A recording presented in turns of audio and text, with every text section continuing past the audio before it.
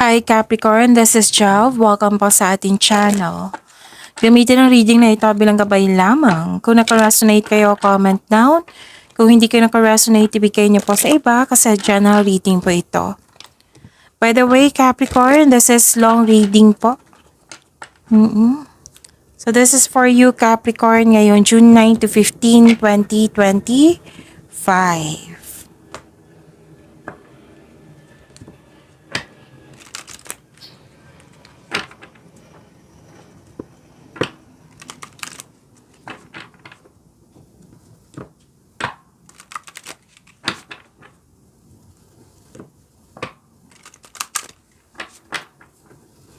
Para po ito sa iyo, Capricorn.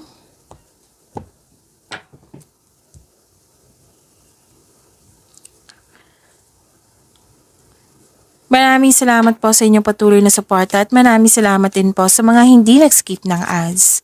Sa mga hindi pa nag-subscribe, subscribe na po kayo at click bell notification para malaman nyo na may bago tayong video.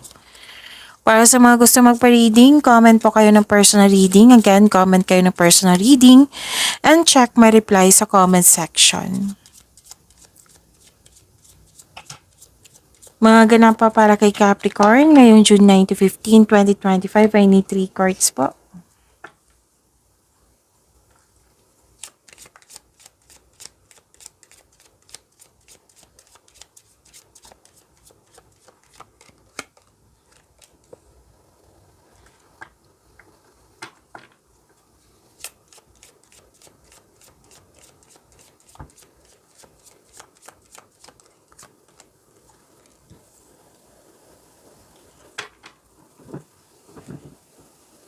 Capricorn, stop overthinking kasi nakaka-drain to ng energy. Pwede din hindi overthinking, kundi this is fear, doubt, or hesitation or sama ng loob. So sana'y ma-overcome niyo po ito, Capricorn. And wow, may prosperity. Dalawang card po nagsabi dito na may prosperity. May nag-uusap regarding sa property. May nag-uusap regarding sa domestic matters. Yung ilan sa inyo home-based yung trabaho. Or gusto nyo magstay sa bahay. Gusto nyo mag-staycation sa bahay. Kasi you felt calm, relaxed, and security pag nasa bahay kayo. Career stability, kitang-kita ko po dito, Capricorn. Nagkaroon po ng, yung naka-receive kayo ng project or opportunity na bibigyan mo ito ng long-term plans.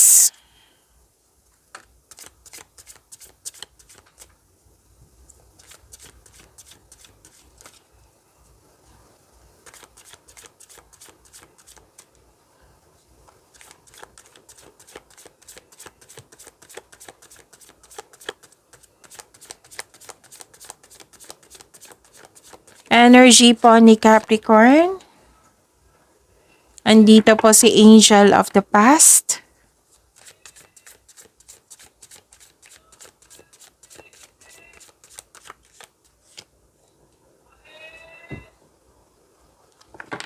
Kung may narinig kayo or may nakita kayong repeating message, meaning to say, pinupush tong course niyo yan. Like for example, nanood kayo ng isang video natin dito sa channel po, Capricorn. At nanood kayo ngayon sa inyong weekly Kabay Tarot reading at may napansin kayo na repeating message. Yan po yung pinupush ng course na kailangan yung bigyan ng atensyon, solusyon at aksyon kung maaari po. So ano yung energy ni Capricorn?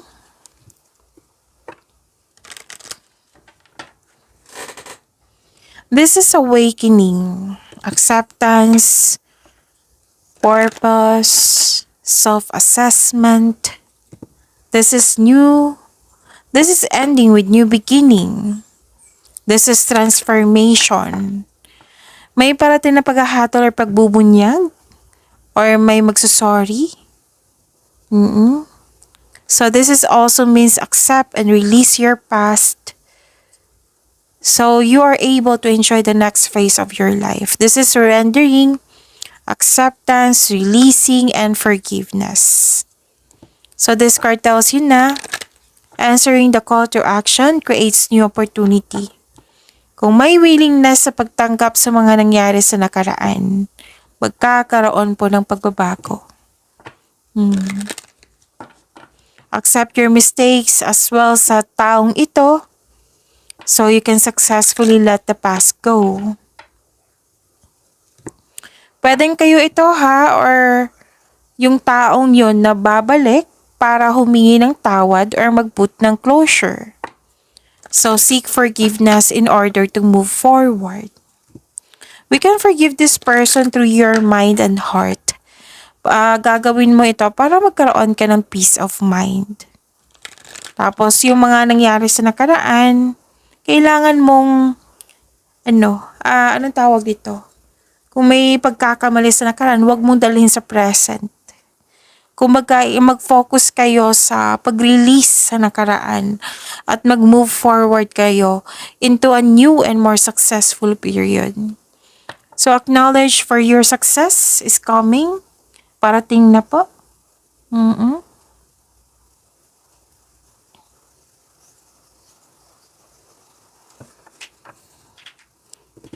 Okay, actually dalawang card po nagsabi dito na may financial growth.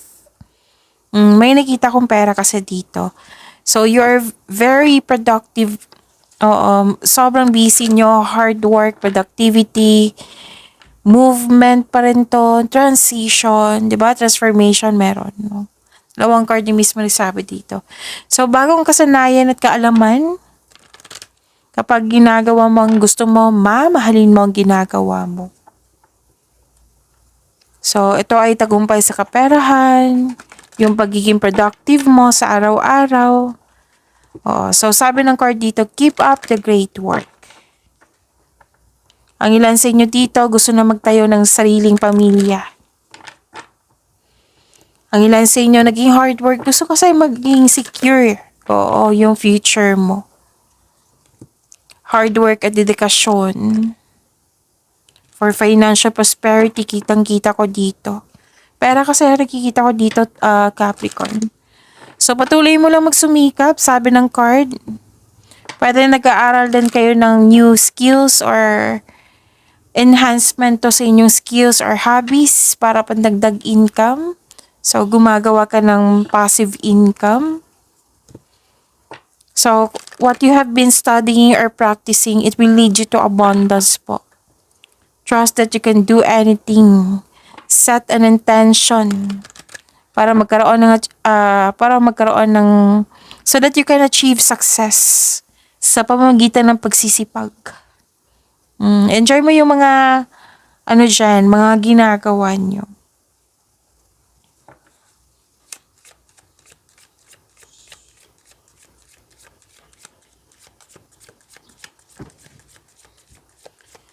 Spirits, guide angels, archangels, guardian angels, message pa para kay Capricorn. Peace. Sabi pa ni Archangel Chamuel, peace comes from remembering that the only love is real.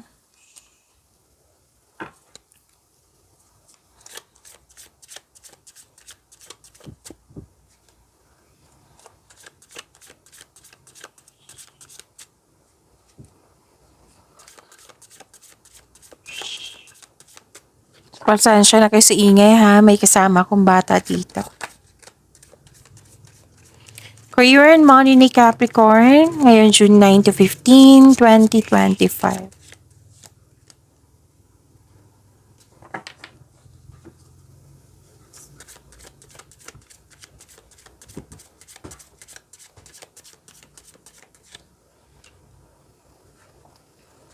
So, andito po si Angel of Enlightenment.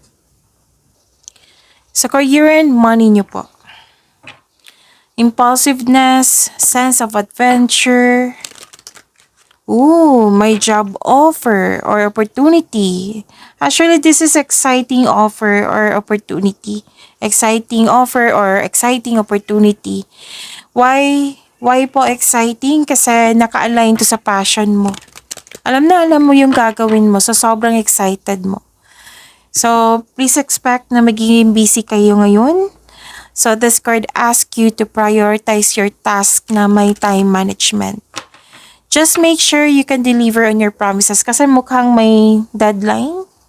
or nag-promise kayo nagkaroon ng deal or kasunduan.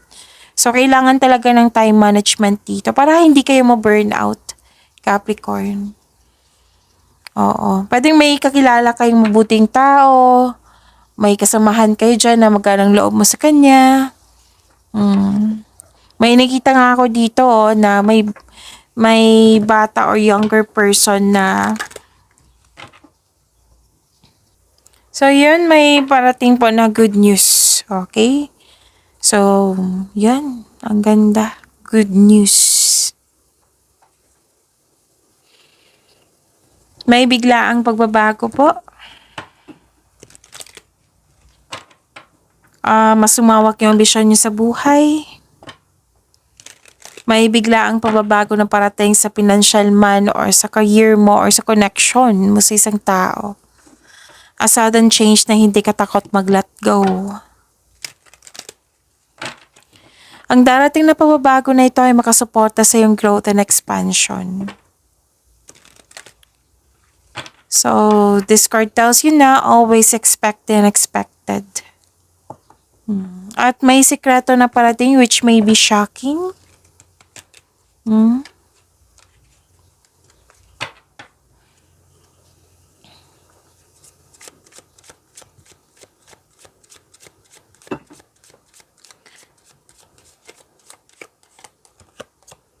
Oh, ang ganda. Fruits of labor. Claim niyo po. Ang ganda po. It's time to reap the fruits of your labor and become rich. Rich gain is here. Claim niyo po ha. Ang ganda po. Ay, bakit sinauli ko? Andyan. So, claim niyo po yung fruits of labor.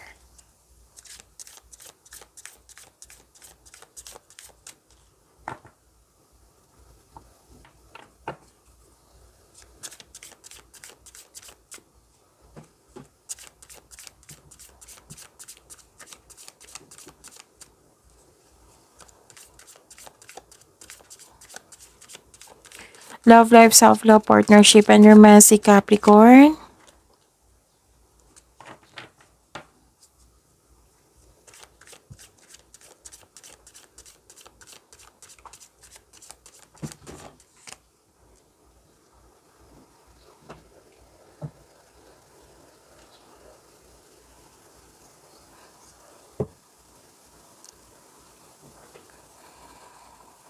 So, sa love life, self-love, partnership, and romance, okay. Overcoming obstacles. Para sa mga single, have a confidence. Oh, by the way, this is Angel of Courage. Okay? So, para sa mga single, have a confidence at labas ka din sa comfort zone mo.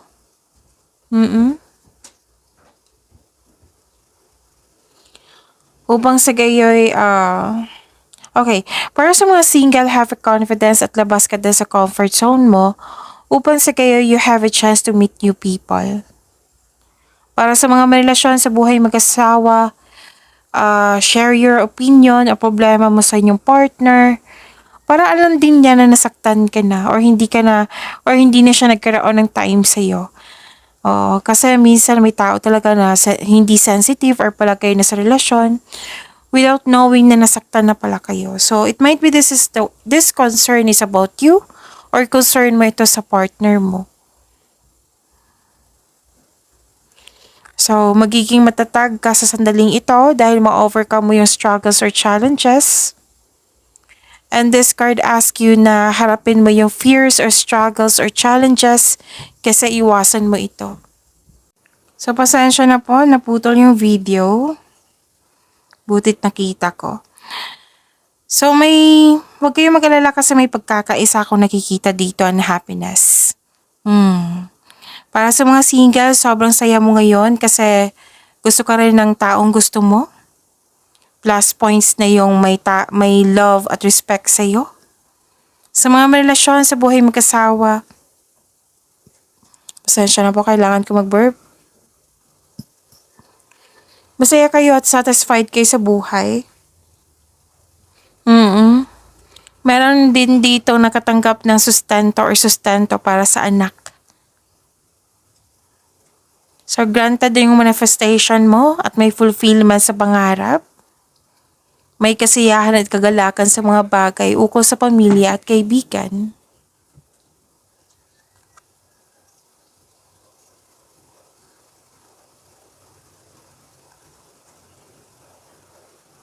So, para sa mga relasyon sa buhay mag-asawa, kahit sa mga single po, nagkaroon kayo ng sense of stability. Pwedeng project ito. Mm. Gusto nyong maging handa or may project kayo. Or like for example, bibili kayo ng bahay lupa na nagbigay kayo ng yung naging masipag kayo sa araw-araw kasi gusto niyo magkaroon ng sense of stability. Pwede din nakatanggap kayo ng regalo, alok, or pamanang parating. So you're saving money for your future. Or may specific goal kayo na may gusto kayong bilhin. Kaya sobrang ingat nyo sa inyong ipon.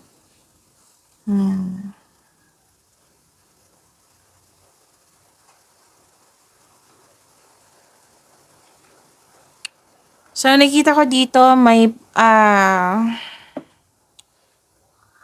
okay, sa mga single po, may parating kayo na partner. Oo.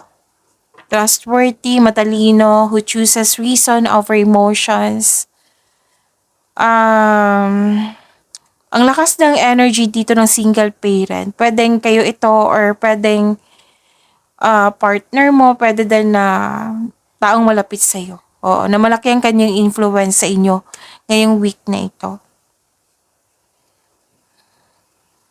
So, sa mga single dito, nag-decide kayo na mag-focus sa inyong sarili.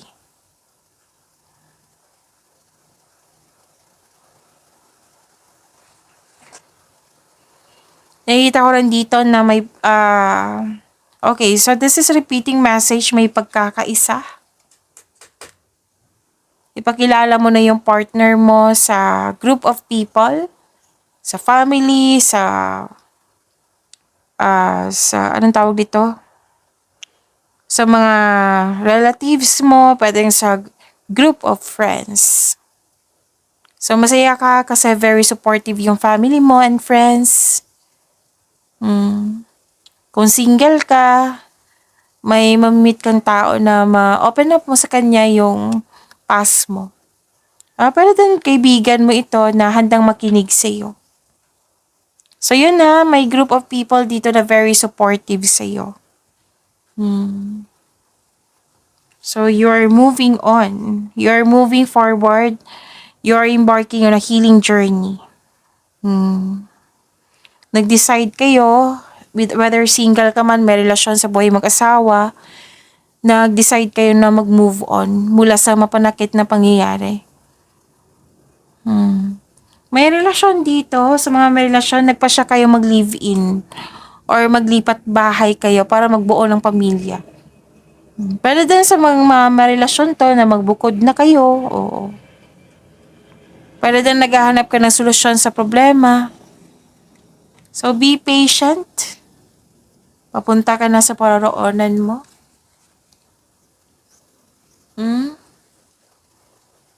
And you're walking away from toxicity.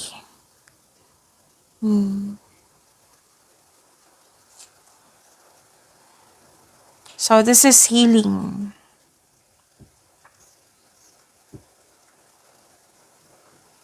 Nakikita ko rin dito na nagkaroon po ng waiting or sacrifice, hesitation. Sa mga single dito, may ibang maliligaw na friend zone mo. So, yun nga, yung sabi kanina, there's a repeating message na nagpa siya kayo na ayaw nyo munang magkaroon ng relasyon.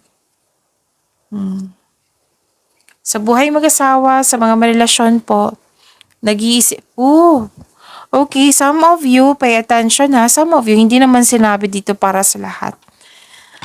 It might be this is you, it might be this is your partner na nag-iisip na kung worth it ba magstay. Kasi gusto ng growth and expansion. So, kailangan nyo ng time for reflection dito.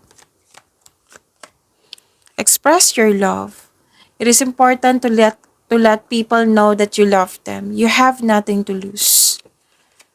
Pag-imanin niyo po yung blessings sa binigay sa inyo, Capricorn. See you tomorrow. Maraming salamat po.